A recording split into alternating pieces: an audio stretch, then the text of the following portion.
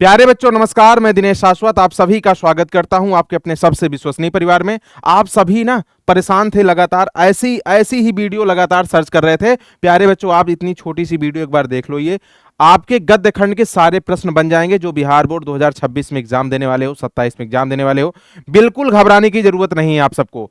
एक छोटी सी वीडियो यानी गद्य खंड का संपूर्ण निचोड़ है इसमें, यानी जो बार बार पूछे जाते हैं, जो पूछे जाने की संभावना है। इस वीडियो को चाहे स्पीड में करके देख लो, लेकिन देख जरूर लेना, पूरी वीडियो जरूर देख लेना और अपने सभी साथी के पास इसको दिखाना जरूर। और देखिएगा एकदम आप सब लोग को मैं ना बताता हूं और कुछ प्रश्नों के मैं ट्रिक भी बताता चलूंगा, उसको आप सब लोग स्क्रीनशॉट करके नोट भी कर लीजिएगा। अब यहां पर देख रहे हो ना, पहला प्रश्न आप सबके सामने है और ये देख रहे हैं लिखा हुआ है जैसा काम वैसा परिणाम।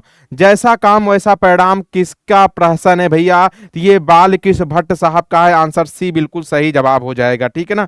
अगले प्रश्न पे आते हैं, बालकृष्ण भट्ट के पिता का नाम क्या था? बालकृष्ण भट्ट के पिताजी का नाम क्या था भैया? बेनी प्रसाद भट्ट था। गुरुजी आप ऐसी ही वीडियो ना आप लगातार कमेंट कर रहे हो ना, लगातार मैं देख रहा हूं गुरुजी ऐसी वीडियो काव्य खंड का भी लेकर आइए। तो आप सब लोग जरूर जो है सर्च करिएगा, काव्य खंड की भी वीडियो मिलेगा, गद्य खंड की वीडियो 20 से 25 मिनट की वीडियो जो आपके पूरे किताब का रिवीजन करा दे, पूरे किताब का निचोड़ दे दे। तो सोचिए कितना अच्छा क्वेश्चन है, ठीक है ना। अगला प्रश्न है, बालकृष्ण भट्ट के पिताजी का नाम क्लियर है। चलिए, बातचीत शीर्षक निबंध के अनुसार रस का समुद्र किनकी बातचीत में उमड़ा चला आता है? दो सहेलियों के बातचीत में भैया, दो सहेलियों के बातचीत में। और आपको पता है एडिसन क्या बोले थे? एडिसन बोले थे भैया असल बातचीत कितने लोगों में होती है? सिर्फ दो लोगों में होती है। एडिसन का मत था। और बेन जॉनसन क्या बोले थे? बेन जॉनसन बोले थे क्या भैया? आप लोग बताओ जल्दी से। बेन जॉनसन बोले थे कि मनुष्य के रूप का साक्षात्कार होता है भैया जब उसके बातचीत से, मनुष्य के बातचीत से ही उसके रूप का साक्षात्कार होता है। चंद्र शर्मा गुलेरी किसके अभिभावक बनकर मेयो कॉलेज आए थे भैया? खेतड़ी के नाबालिग राजा जयसिंह के जो है क्या बन के अभिभावक बनकर मेयो कॉलेज में आए हुए थे। बुद्धू का कांटा किसकी रचना है भैया? तीन कहानी है चंद्र शर्मा गुलेरी साहब की, जो कि आप सब लोग जानते हैं ये जो है चंद्र शर्मा गुलेरी की है। ये ट्रिक आपको याद रखना है BUS का। बी का मतलब बुद्धू का कांटा, ये भी इनकी कहानी, सिर्फ तीन कहानी है, ठीक है ना। बुद्धू की कहानी, बुद्धू का कांटा, ठीक है। यहाँ पे जो है बुद्धू का कांटा, और उसके बाद में याद रखिएगा यू का मतलब उसने कहा था, उसने कहा था, और एस का मतलब क्या हो जाएगा? सुखमय जीवन। क्या? सुखमय जीवन। अब आप लोग को ये भी मालूम होना चाहिए कब भैया ये रचना कब बनी थी? तो ये 1911 में और ये 1915 में, ये 1911 में, ठीक है। तो यहाँ पर आंसर बी हो जाएगा। अगले प्रश्न की ओर आते हैं भैया, चंद्र शर्मा गुलेरी किस सदी के प्रमुख हो? किस सदी के प्रमुख जो है लेखक थे मेरे प्यारे बच्चों? एक बार जल्दी से बताओ मेरे प्यारे बच्चों, जल्दी जल्दी बता दो। हाँ बिल्कुल सही जवाब। आप लोग ना कमेंट करके मुझे बताओ जल्दी से किस किस सदी के लेखक थे, ठीक है। और थोड़ा पानी दो। और अगले प्रश्न की ओर आते हैं। अगले प्रश्न, इसका जवाब आप सब लोग जल्दी से दीजिए।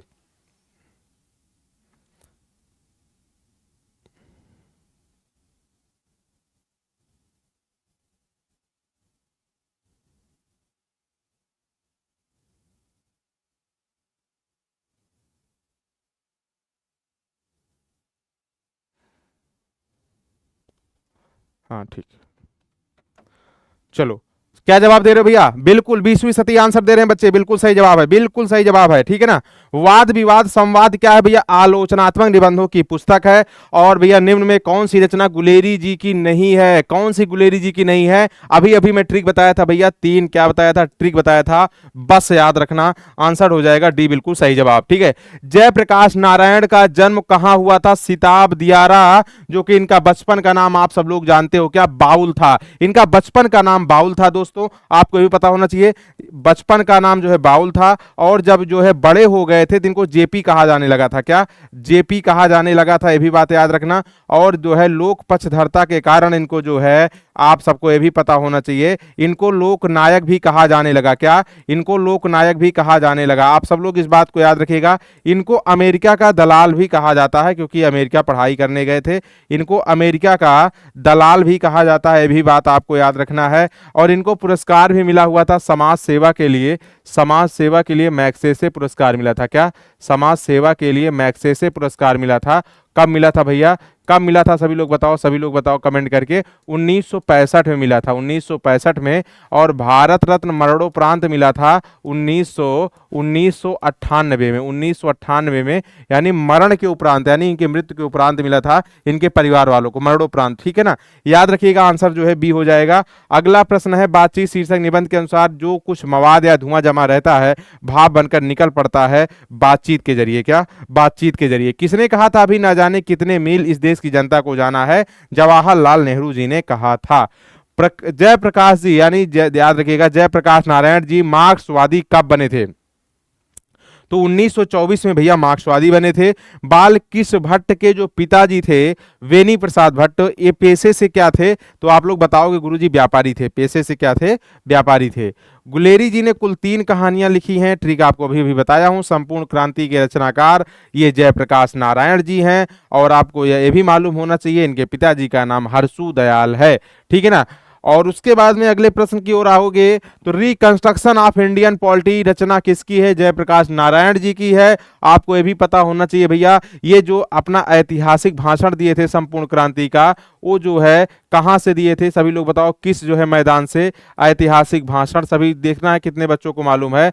तो भैया वो तिथि थी 5 जून 1974। 1974 वो था मैदान, गांधी मैदान। और गांधी मैदान कहां पर है भैया? पटना में। ठीक है ना। यहां से जो है जयप्रकाश नारायण जी आंदोलन का जो है संपूर्ण भाषण दिए थे क्रांति का। तो यहां पर आंसर क्या हो जाएगा? जयप्रकाश नारायण। ठीक है ना।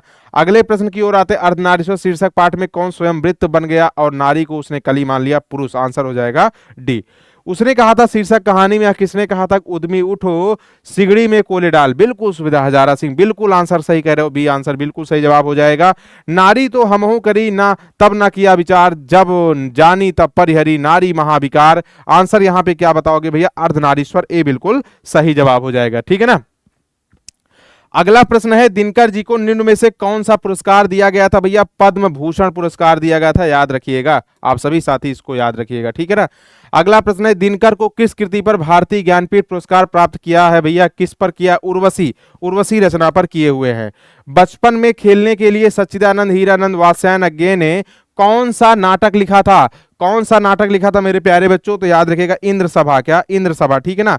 रोज शीर्षक कहानी में मालती मिट्टी का बर्तन गर्म पानी से क्यों धुल रही हैं? क्योंकि उसमें क्या करना था इनको? दही जमाना है। क्योंकि इसमें इनको क्या करना भैया? दही जमाना है। मेरे प्यारे बच्चों इस बात को याद रखिएगा। अगला प्रश्न है, मालती के पति का नाम क्या था? महेश्वर था। और जो पुत्र का नाम था वो क्या था भैया? सभी लोग बताओगे टीटी था। क्या? टीटी था। और महेश्वर जो है पेशे से क्या थे भैया? डॉक्टर थे। आप सब लोग इस बात को याद रखिएगा। ठीक है ना। तार सप्तक के संपादक कौन थे? इन्हीं अज्ञे साहब थे, जो कि चैप्टर कौन सा लिखे हैं? रोज कहानी लिखे हुए हैं। रोज कहानी लिखे हुए हैं, इस बात को याद रखना। जयप्रकाश नारायण को किसका दलाल कहा जाता है? पूछा हुआ क्वेश्चन है भैया। अमेरिका का दलाल कहा जाता है। याद रखिएगा, इंपॉर्टेंट प्रश्न है। ठीक है ना। अगले प्रश्न की ओर अगर आओगे तो गैंग्रीन इनमें से किससे संबंधित है? पशु से, देश से, वनस्पति से नहीं, बीमारी से। गैंग्रीन किससे संबंधित है भैया? बीमारी से। गैंग्रीन क्या है भैया? कांटा चुभ जाने के बाद पैरों में जब पक जाता है, पैर को काटना पड़ता है, वही जो है गैंग्रीन बीमारी है। ठीक है ना।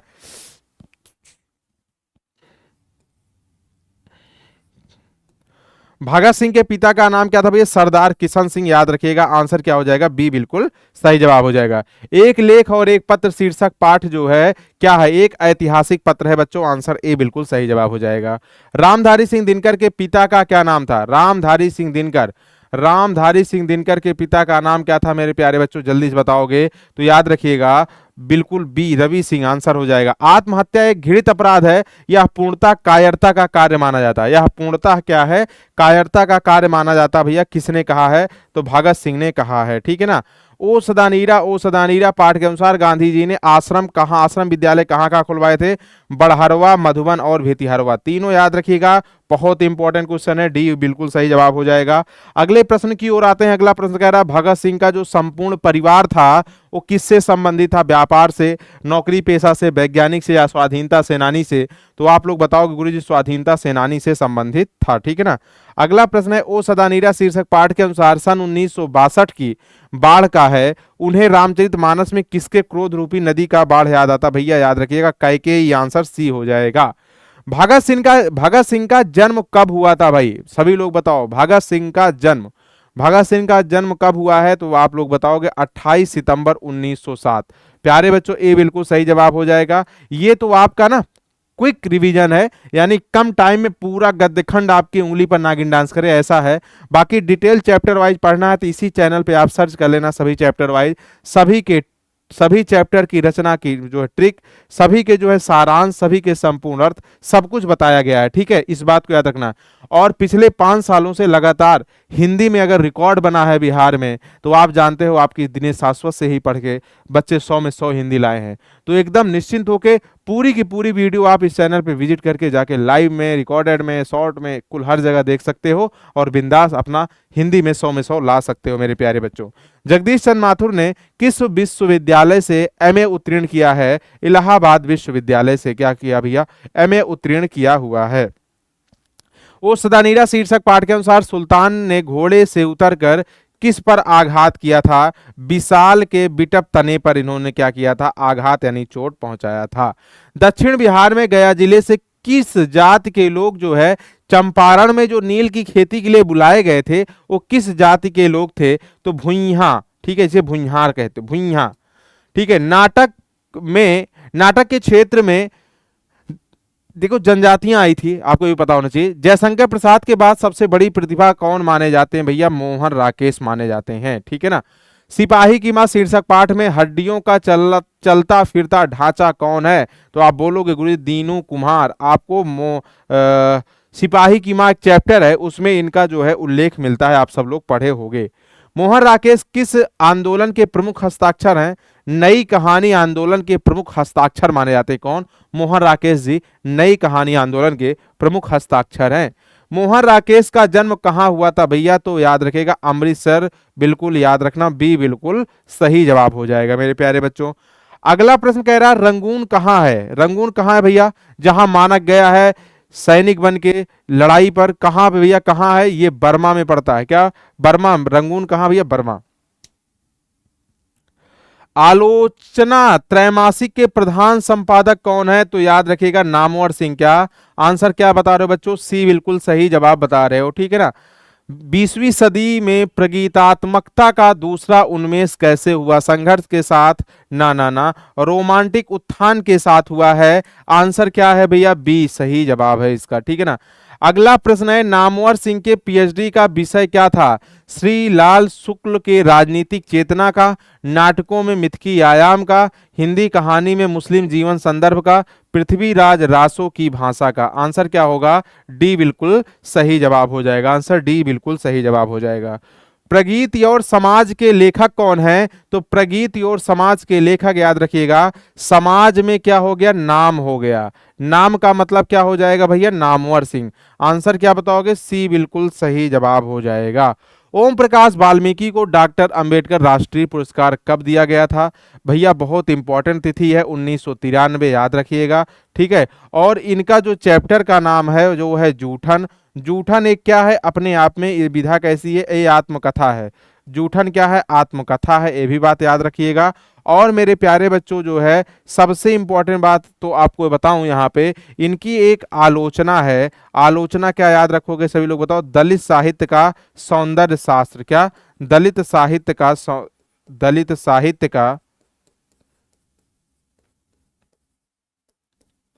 सौंदर्य शास्त्र। प्यारे बच्चों ये बार बार पूछा जाता है, इसको आप लोग स्क्रीनशॉट करके नोट कर लेना, बहुत इंपॉर्टेंट है। तो यहाँ पे जो है क्या होगा? 1993 हो जाएगा, ठीक है ना। अगला प्रश्न है ओम प्रकाश वाल्मीकि की रचना, देखो अभी भी बताया हूं मैं, क्या जूठन? जूठन क्या है? आत्मकथा है। ये देखिए मिल भी गया।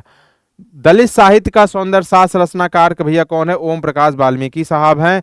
जख्म पर धूल शीर्षक कविता किसकी रचना है?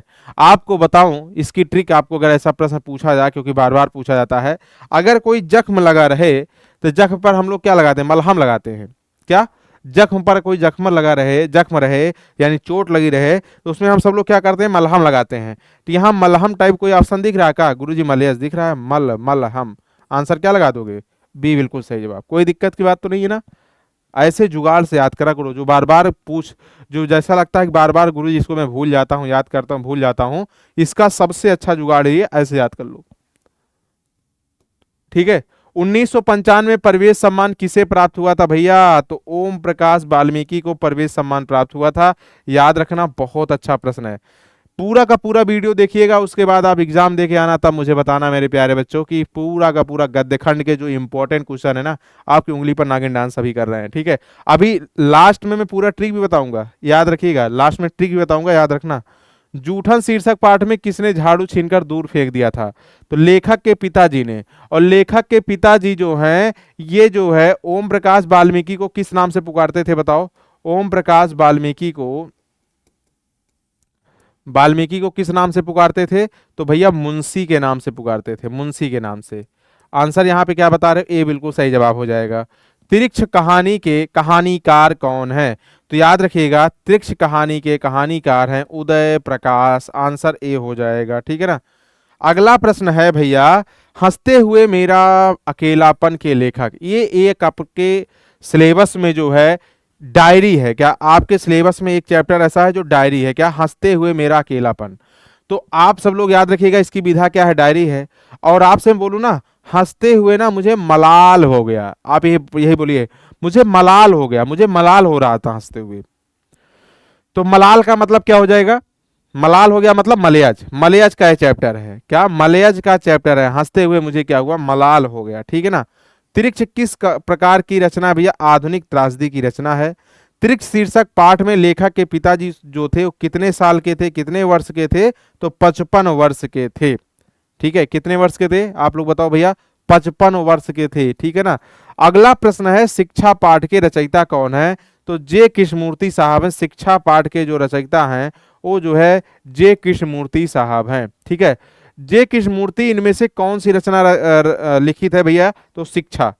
अगला है, लीड वेटर की नजर में जे कृष्णमूर्ति क्या थे भैया? विश्व शिक्षक थे। क्या थे? विश्व शिक्षक थे। और अरेवा परेवा ये उदय प्रकाश की कैसी कृति है? कहानी। याद रखिएगा, ये बहुत इंपॉर्टेंट है। अरेवा परेवा क्या है? तो आप सब लोग याद रखना, कहानी है उदय प्रकाश जी की, ठीक है। शिक्षा शीर्षक पाठ के अनुसार सत्य की खोज तभी संभव है जब क्या हो भैया? जब स्वतंत्रता हो, जब स्वतंत्रता हो। लीड बेटर किनमें विश्व शिक्षक के रूप देखते हैं भैया? जे कृष्णमूर्ति साहब में देखते हैं। और जहां भय है वहां मेधा नहीं हो सकती, किस चैप्टर से है भैया? किस चैप्टर से? शिक्षा चैप्टर से है। अब आप सब लोग मुझे जल्दी से बताओ, एक प्रश्न बहुत ज्यादा आपसे गलत होता है, गुरुजी मैं कैसे जानूं मेरे चैप्टर में ये निबंध है, कैसे जानूं ये कहानी है? इसकी ट्रिक आपको बता रहा हूं, आप सब लोग इसे नोट कर लेना और लास्ट में मुझे जरूर बताना गुरुजी ट्रिक कैसी आप सभी को लगी, ठीक है। ट्रिक कैसी लगी? देखिए, निबंध का आधा बातचीत सदा समाज में होता है। क्या? निबंध का आधा बातचीत, ट्रिक याद रखना, आधा बातचीत सदा समाज में होता है। आधा बातचीत सदा समाज में होता है, सदा समाज में होता है, समाज में होता है। मेरे प्यारे बच्चों, आप सब लोग अपने नोट्स के ना पहले पेज पे इसको लिख लीजिएगा और उसके बाद में नीचे लिखिएगा बाई मोटका भैया, दिनेश शाश्वत मोटका भैया, ठीक है। अब यहाँ पर देखिएगा, ये मतलब क्या है? निबंध कौन कौन से आपकी किताब में है? देखिए ये क्या है निबंध, दिखेगा का साइलेंट है। आधा का मतलब हो गया अर्धनारीश्वर, आपके किताब में एक चैप्टर है अर्धनारीश्वर, ये क्या है भैया? निबंध है। ये बात क्लियर है? चलो, गुरुजी बहुत अच्छा जुगाड़ बता रहे हो। बातचीत खुद अपने आप में क्या है? निबंध है। सदा का मतलब क्या हो जाएगा भैया? ओ सदा नीरा, ये भी क्या है आपके चैप्टर में? सभी लोग बताओ गुरुजी, ये भी क्या है? निबंध है, ठीक है। और समाज का मतलब क्या हो जाएगा? प्रगीति और समाज, प्रगीति और समाज, ये भी क्या है? निबंध है। तो अब आप सभी से जो है ये गलत नहीं होना चाहिए, कौन कौन चैप्टर आपके किताब से निबंध हैं। तो ये 4 चैप्टर हैं भैया, एक ये हो गया, 2 ये हो गया, 3 ये, 4, मतलब ये 4 चैप्टर हैं। आप सब लोग को ये बात याद होना चाहिए, ठीक है ना। ये ट्रिक हो गई। अच्छा, कहानी की ट्रिक पूछ रहे हो गुरुजी, कहानी की भी ट्रिक ऐसे बता दीजिए हमको थोड़ा से। तो कहानी की भी ट्रिक आप सब लोग लिख लीजिए, ठीक है। और बताना ट्रिक कैसी लगी, जरूर बताना कमेंट में। आप सब लोग जो जो वीडियो देख रहे हो प्लीज बच्चों, ठीक है। त्रिक्ष की रोज यही कहानी है, त्रिक्ष की रोज यही कहानी है। ये भी ट्रिक मुझे आप सब लोग बताना कैसी लगी, ठीक है। जैसे देखिएगा, त्रिक्ष अपने आप में क्या है? त्रिक्ष अपने आप में कहानी है, ठीक है। रोज भी अपने आप में क्या है, कहानी है। थोड़ा से आप ना थोड़ा से छोड़ रहे हो, यहां से लिखोगे, यहां से लिख लो। उसने कहा था, उसने कहा था त्रिक्ष की रोज यही कहानी है। तब यहां से देखो एक कहानी और मिल गई, ये उसने कहा था, ये भी कहानी है, त्रिक्ष भी कहानी है, रोज भी कहानी है। ये तीन क्या हो गई, कहानी। उसने कहा था त्रिक्ष की रोज यही कहानी है, तो बाकी सब साइलेंट है। कहानी ये विधा आ गई, ये विधा है समझ लो, यही सब साइलेंट है। तो ये तीन आपके चैप्टर में क्या हो गई भैया, सभी लोग बताओ। आप बोलो गुरुजी ये हो गई कहानी। बाकी सब छोटे छोटे हैं, जैसे अभी आप जानते हो कि संपूर्ण क्रांति है तो ऐतिहासिक भाषण है वो, हंसते हुए मेरा अकेलापन आप कहते हो तो ये है डायरी है, ठीक है। जूठा आत्मकथा है, एक लेख और एक पत्र ऐतिहासिक पत्र है। तो ऐसे ऐसे आप सब लोग के चैप्टर जो है एक एक, तो उसको अलग अलग याद कर सकते हो। कहानी और आपका जो है निबंध, ये 7 चैप्टर तो ऐसे क्लियर हो गए, 3 यहाँ से और 4 निबंध से, 6 आपको याद रख लेना है, ठीक है। कोई समस्या तो नहीं है, ये तो पूरी बात क्लियर है।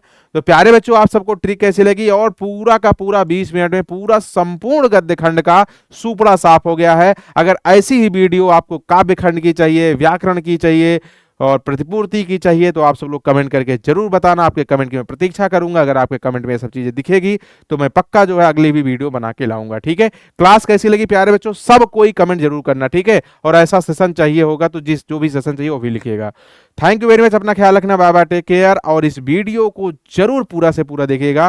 मैं अपनी वाणी को मां भगवती के चरणों में समर्पित करते हुए आज के लिए इतना ही। आप सभी साथी को बहुत बहुत धन्यवाद।